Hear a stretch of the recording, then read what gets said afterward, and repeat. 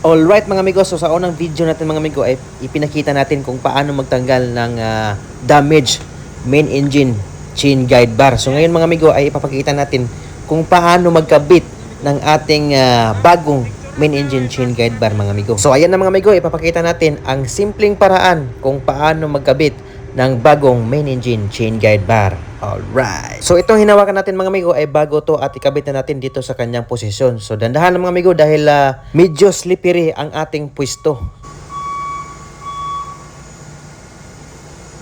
Paikotin natin ngayon, Sir Rick. Ha?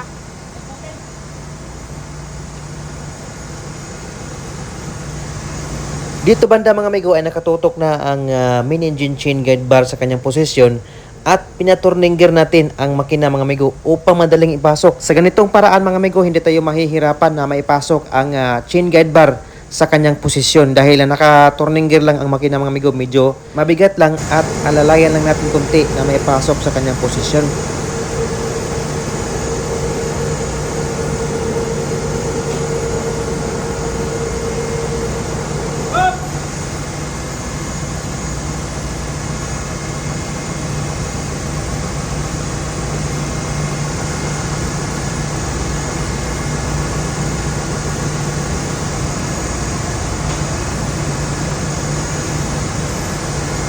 So yung ito, yung 150.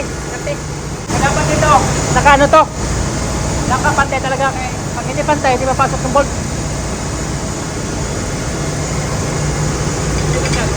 Ha? Hindi na. Ito mga amigo, lagyan natin ng bolt.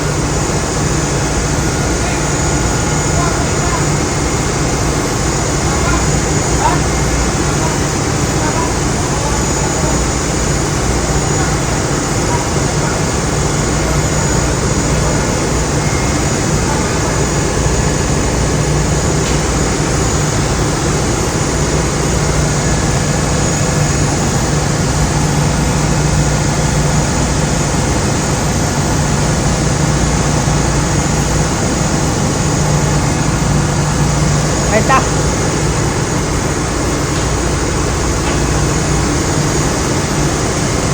Dito mga amigo ay nakabit na rin natin ang chain guide bar sa kanyang posisyon at linagyan na rin natin ng tatlong bolt mga amigo upang hindi makawala sa kanyang posisyon mga amigo at ginamitan natin ng combination ring spanner 30 mga amigo. Dinahandahan nga pala natin hinigpitan ang tatlong bolt mga amigo at ganyan lang kadali mag-install or magkabit ng bagong main engine chain guide bar mga amigo. So kasama natin dito ang ating mga tropa, si welder, si assistant engineer at si oiler at siyempre mga amigo ang ating chief engineer. Ang gamit art. Shout out. Shower up. So ito yung bago mga amigo. Ayan yung si engineer namin, pauwi na yan. So, Sherlyn. As you can see mga amigo, nakabit na rin natin ang bagong main engine chain guide bar. Simpleng paraan kung paano magkabit ng bagong main engine chain guide bar. So salamat mga amigo. God bless. All right.